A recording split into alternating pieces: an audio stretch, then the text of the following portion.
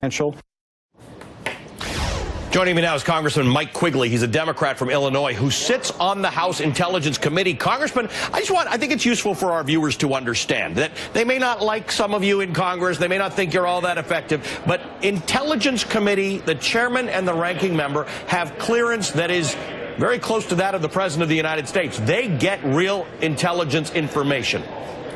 Well, I think that's absolutely true. I mean, the committee as a whole gets information that most congressmen simply do not get. And the ranking and the chairman of the Gang of Eight, they get information first, and they get a little more than we do. So that's certainly the case. All right. And you have certain responsibilities with that information. One of them is secrecy. And I guess you get trained on this, and you're told what you can and cannot say. And the other one is methodology, what you do when you get intelligence information. That's where this comes into question, what the chairman did when he got information that may or may not have been salient to things that you're investigating. Yeah, absolutely. I mean, my first concern was that this wasn't shared with the committee as a whole. Typically what happens is we get briefed by the intelligence community 2 or 3 times a week. That's what happens. We all get briefed at the same time. We're allowed to ask as many questions as we want. And we use it, we synthesize that information to understand policy as a whole. What didn't take place was that wasn't shared.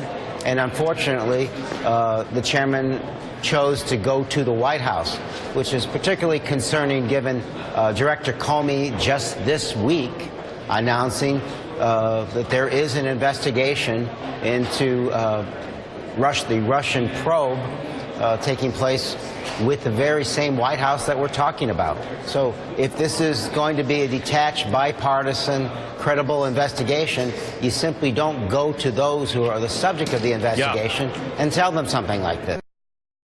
Yeah, I'm not on any intelligence committee. I sort of figured that out just from watching TV shows on spies and things like that. Listen to what John McCain said to Matt Lauer on the Today Show this morning.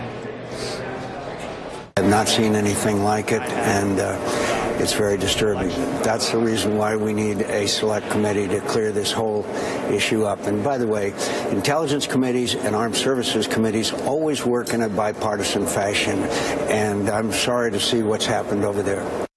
Okay, so let me ask this a couple ways. Do you think Devin Nunes should step down? Do you think the House Intelligence Committee can work in a bipartisan fashion? And do you think this investigation should now move to either a select committee or an independent investigator?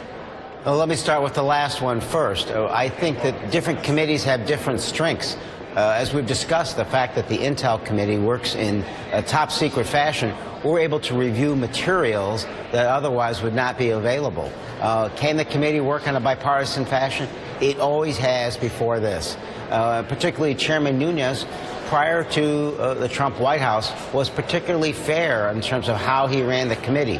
What's taken place since then is disturbing and frustrating beyond comprehension. That has to end. So I think the discussion today was one of saying, look, we have to reboot. We have to follow the facts wherever they are. The American public has a right to know wherever they lead us. What took place in the last few days simply can't happen again. But do I think the committee can work in a bipartisan fashion? It always has. I'm hoping that this is a horrible bump in the road and we can continue this investigation, beginning with the next hearing next Tuesday. Congressman, good to talk to you. Thank you for joining us. Congressman Mike Quigley of Illinois.